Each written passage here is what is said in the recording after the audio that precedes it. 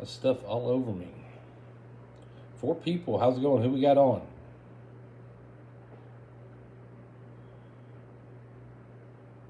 Sitting down here in the garage town. I got bored. Thought I'd try to do live feeds. How many people show up at weird times of the day?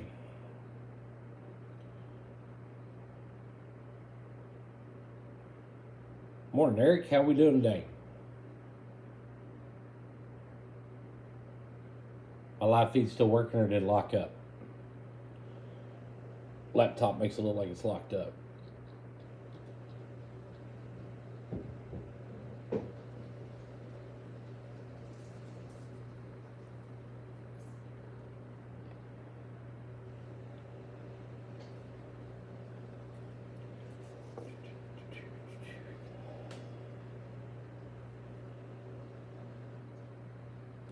We got 6 people on. That's better than what I thought I'd get on it. Whatever time it is, 11 o'clock in the morning. How's everybody doing? Somebody comment something. Let me see if my live feed's locked up. Can't really tell. All right, it's not locked up. Well, I hope that goes pretty good for you today. I'm just killing time until it's time to go to work. Like I do every day. It's what happens when you work a second shift.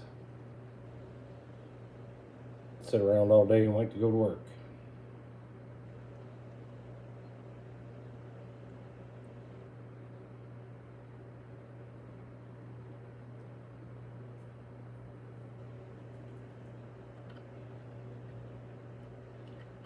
I'm going to turn a couple of these lights off. There's a horrible glare on the camera.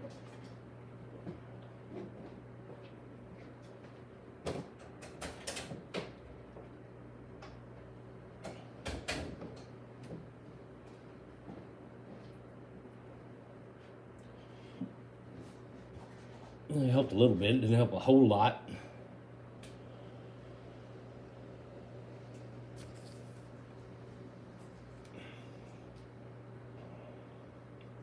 I was just kind of curious how many people I would be on if I did live feeds in the morning instead of Sunday evening.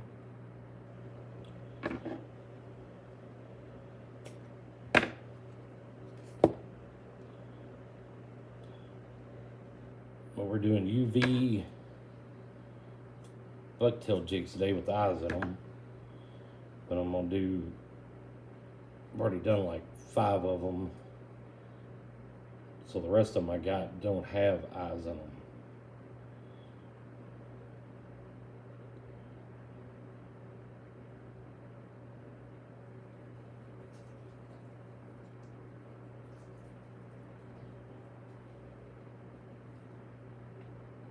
That's a 16th ounce minnow head.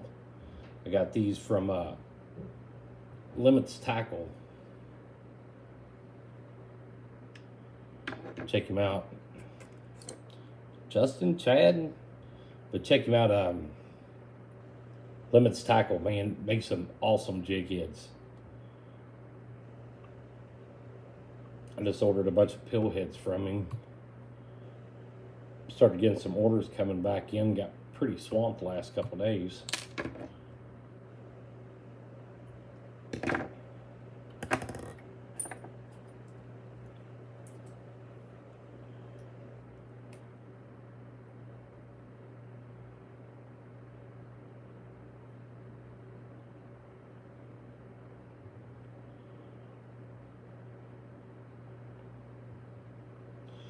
I'm running into some eyes that the sticky back ain't quite as sticky as they used to be.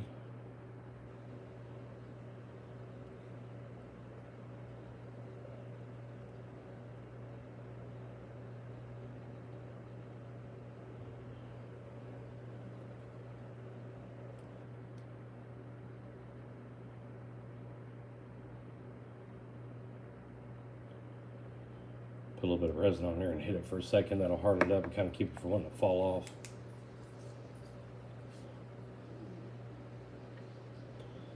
Just enough to make it good and tacky, then we'll put the other side on.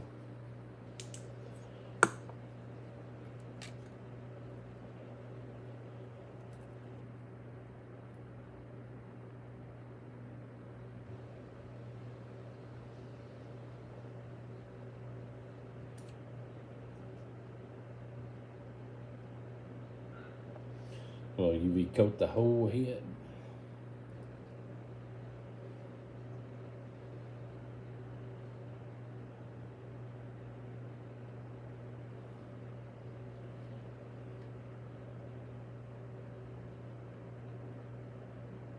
I do too. I shake a whole lot. It's not bad if your eyes are got a really good sticky back. It helps.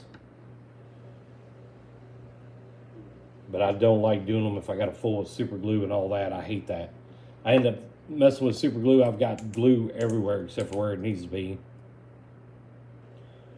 But since I was UV coating the necks, I went ahead and put the eyes on because to me that's the best way to keep the eyes fixed on is to use the UV resin coat.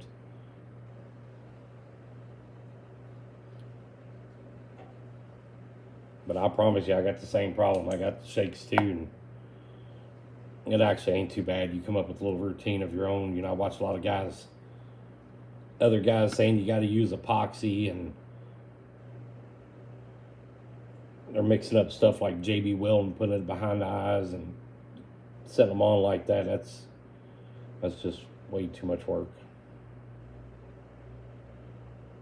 So when I thought that was the only way you could do eyes, I was not ever going to do them. It wasn't for me. I wasn't spending that much time on them. But the UV resin, as far as I'm concerned, is better than the epoxy. And they're not that hard. Like I said, you get a routine on how you want to do it.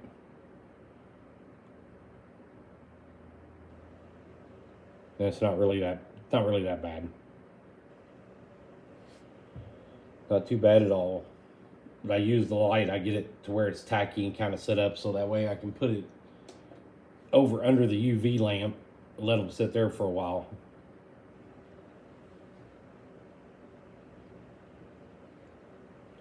These come out really cool. I love the way that UV resin sets that neck up. Can't really see it. Not a really good focus on that iPad, but it sets up really cool.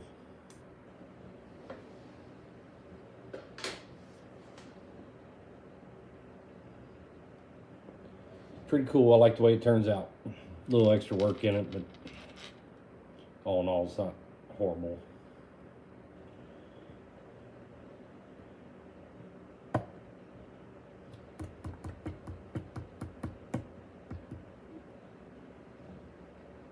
Yeah, I can't figure out why my other camera's not working right.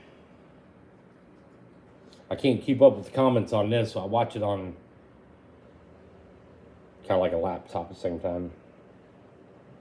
I got that light off of Amazon. I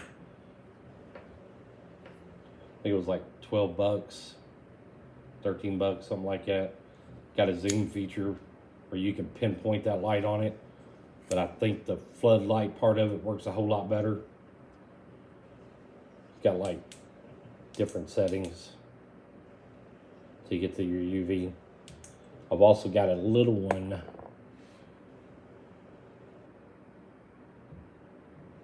I got this little one too, and it's just got one setting, UV light. I got that one at Bass Pro, and it was like 8 bucks. But it works. I'm a firm believer in the UV resin and UV light. I like it. Actually, I don't even really bake my jig heads anymore. I UV resin coat them most of the time, and it works better than the oven, I think.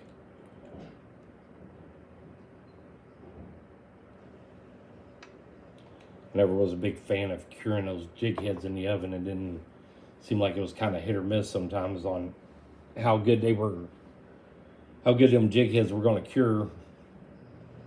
Some colors cure really easy and really fast, and some colors don't. And if you ever want to doubt it, or if you ever want to test it, put them in a glass cup after you've cured them in the oven, bang them around in there a little bit against each other, and see how much paint falls off of them. Put them in a Ziploc bag and shake them. You'll see it's kind of surprising when you see how much paint actually comes off of them. I was actually kind of shocked.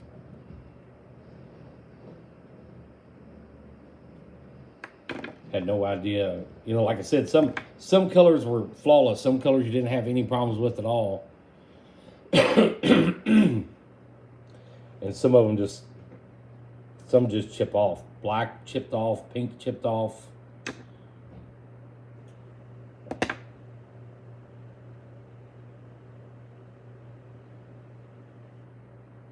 I got favorite spots. I would love to spend the time and be able to go out and drop some trees and make my own cover and stuff like that. But the lake I fish, the main lakes I fish, they flood so much that I would not be able to keep my own trees or structure or something like that anchored down to the bottom without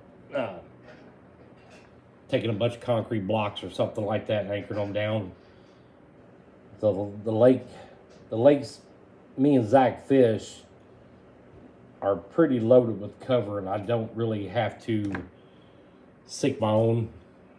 Now, if I was to quit my job and start guiding for myself, I probably would look into figuring out some way to do my own structure, just so that way I had something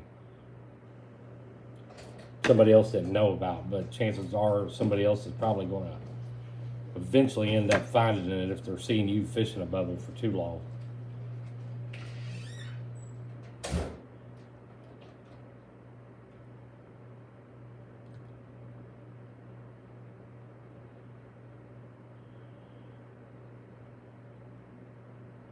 Man, you start getting into a 1/32 ounce bucktail jig. It takes very little bucktail.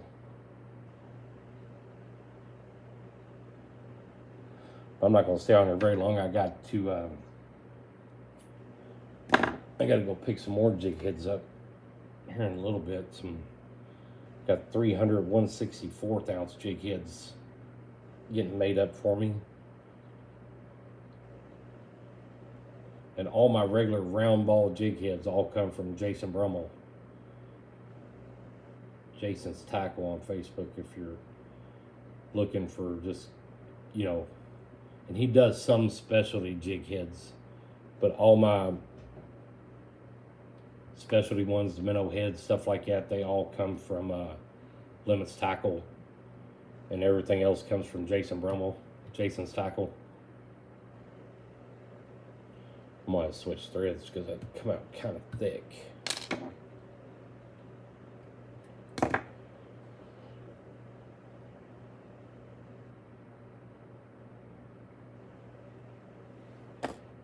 Yeah, if I was guiding, I would definitely sink my own structure. Like I said, it's eventually, especially with the live scope nowadays, somebody sees you fishing something that looks kind of oddball, kind of different, they're eventually going to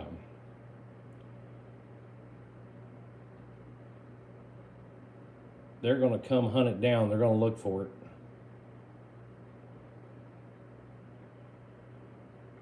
Lyle Stokes in the house. How's it going, Lyle? I've been working on your jig heads. I got like 300 or 400 more to go.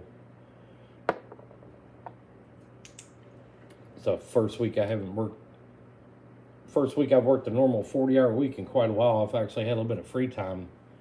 I got off work last night, painted 100 of your heads, and painted 20 heads for this order going to Louisiana. Okay, that's fine. I didn't think he was in a hurry for him, but I don't like leaving orders behind. I like catching them up, or I had to label all your bags with your name on them so I wouldn't forget those were yours.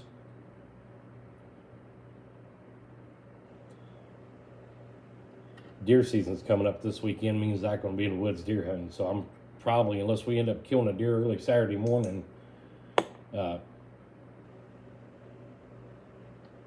I don't know how much I'll get done this weekend.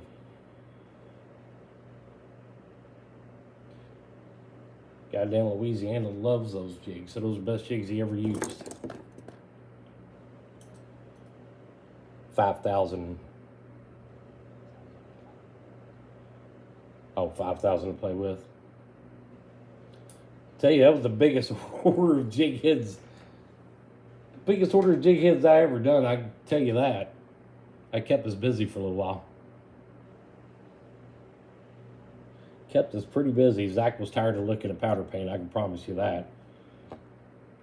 His attention span only goes so far before I finally had to run him off and just do them all myself. He's good for a couple hours. It's good for him though. If my dad would have been doing this, he would have had me doing them.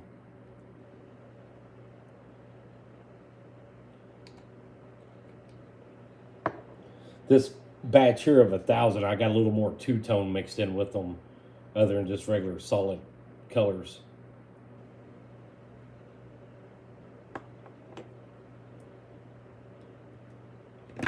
I like two-tone in jig heads. It's kind of cool looking how that powder paint blends in like that. Comes out pretty neat looking.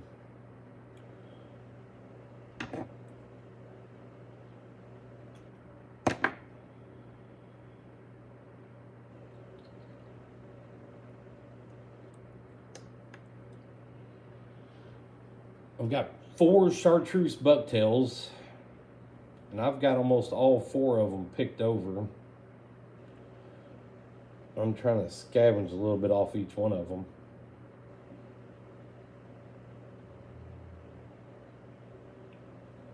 And they're almost unscavengable. This part of that bucktail drives me nuts. And all that hair there that you really can't. You can use them for some other jigs, but for these, what I tie, pretty much useless. All those guard hairs, when you tie those guard hairs on, they're all hollow and they want to stand straight up. And they break super easy too. I know a lot of guys use them for tying certain flies and stuff, but I absolutely hate tying with the hair on the bottom of those tails. Like guard hair is just practically junk.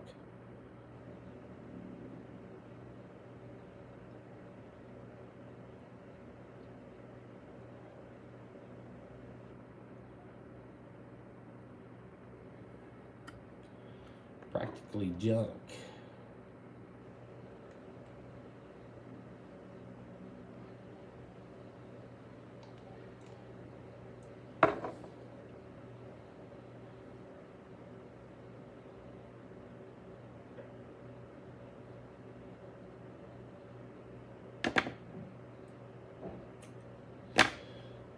Bad thing about tying jigs, the more you tie, the less material you got.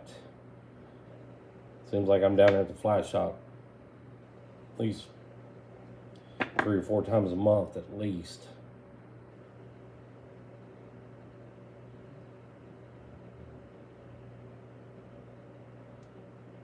Can never stay completely stocked up, that's for sure. And every time I go down there, I make a list, or say I'm going to make a list, and I think, no, I don't need it. I can remember what I got, and I get down there and always get home and remember I forgot something.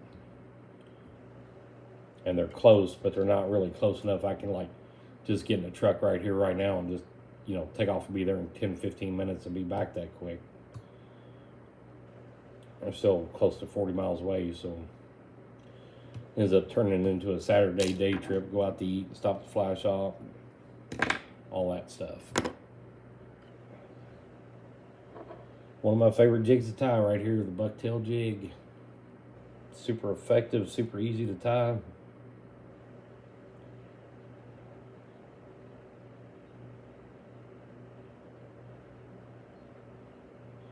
You know, honestly, Rob, the majority of my jigs, I picked up a lot of my techniques from watching other people tie flies. There is one technique, though, I've been trying to master, and I haven't quite got it yet, but I will here before too long. And when I do, I think it is going to be probably the coolest crappie jig or panfish jig you ever seen. I don't want to say nothing about it yet because nobody else is tying it, but I've been working on it. I quite haven't got it to where I want it. Kind of crappy looking to start out with, but I just haven't figured out how to get what I want on the hook and the way I want it on the hook. But uh, yeah, I've thought about that, using a lot more fly tying techniques with my crappie jigs. Um, I learned how to tie crappie jigs by watching people tie flies. You know, and the only thing their flies were missing was a jig head, so you know I kind of went off that to Tom. The fly shop, I've talked to him about it, and they're going to help me out with some of their fly tying techniques um, and kind of get me to where I can mastering some of the classic fly tying fly patterns. Um, but you know, like the Chanellis crappie jigs that I've been tying, that was kind of sort of come from watching people tie flies. Um, Trying to think what else. The UV resin I started using by watching people tie flies. And then the rest of them, you know, I kind of tie based off what people are buying or what I'm getting orders for. So a lot of times I don't have the time to sit down here and just work on a whole new, total different type of jig, but it's coming. There's a pretty cool one that's coming here before too long. And actually, I'm gonna have to wrap it up. That's about it. I'm gonna end up making myself run late for work down here playing with YouTube. But everybody that got on, I appreciate it. Like I said, I was kind of curious to see how many people I would get on early in the morning. I think Sunday night seems better, depending on what happens with the deer killing this weekend. I'll probably do a live feed Sunday night. I still got some jigs I want to give away. But that is all I got. Appreciate everybody for watching. Thank you guys, and we'll catch you next time.